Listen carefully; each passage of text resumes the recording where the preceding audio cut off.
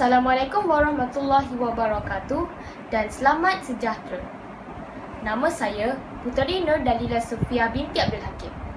Saya berumur 11 tahun. Saya akan membacakan sebuah rencana dari halaman majalah Dewan Pelajar terbitan Dewan Bahasa dan Pustaka yang bertajuk Spesies yang Terancam.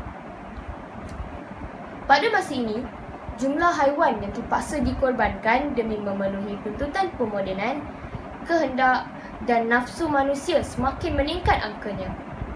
Dikuatiri pada masa hadapan, generasi akan datang hanya dapat mengenali haiwan seperti gajah, harimau dan singa menerusi muzium binatang yang diawetkan.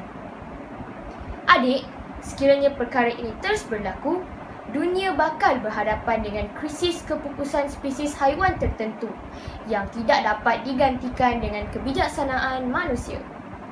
Yang berikut adalah antara haiwan yang semakin pupus di dunia. Badak sumbu Sumatera. Badak sumbu Sumatera merupakan spesies badak yang paling kecil dengan berat dalam lingkungan 500 kg hingga 800 kg. Spesies haiwan ini hidup di kawasan berpaya dan hutan hujan, termasuklah di hutan Indonesia, Malaysia, Thailand, India, Bhutan, Bangladesh, Myanmar dan Laos. Badak jenis ini menjadi rebutan pemburu kerana tanduknya. Di Malaysia, khususnya di Borneo, jumlah badak sumbu yang dipercayai masih hidup tidak sampai 100 ekor.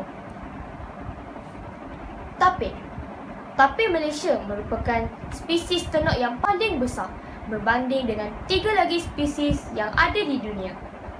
Spesies tapir yang berwarna putih dan hitam ini memudahkannya untuk melakukan proses penyamaran. Tapir Malaysia hidup di Asia Tenggara, khususnya Malaysia, Selatan dan bahagian tengah Sumatera Indonesia, Myanmar dan Thailand, iaitu sepanjang sempadan barat sehinggalah selatan sempadan Thailand Malaysia. Tapir Malaysia hanya tinggal di kawasan pergunungan terpencil. Walau bagaimanapun, habitat asal tapir ini sudah pupus kerana aktiviti pembangunan dan pemburuan oleh manusia. Selain itu, tenuk turut terdapat di kawasan selatan Kemboja dan Vietnam walaupun tiada pengesahan dibuat, dan mungkin juga terdapat di Laos. Harimau Siberia dianggarkan 350 ekor hingga 450 ekor harimau Siberia sahaja yang masih hidup.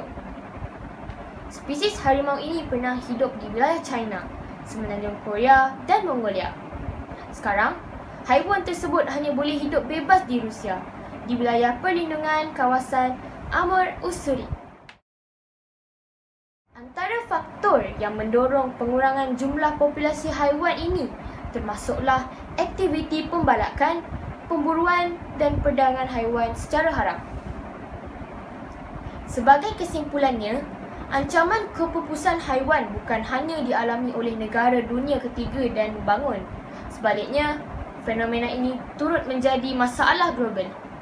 Hampir setiap negara di seluruh pelosok dunia mempunyai agensi atau institusi khusus untuk memastikan masalah kepupusan tersebut terkawal. Dunia ini pinjaman semata-mata. Manusia tidak berhak untuk merampas atau meraguk kekayaan dunia dengan sewenang-wenangnya. Sekian, terima kasih.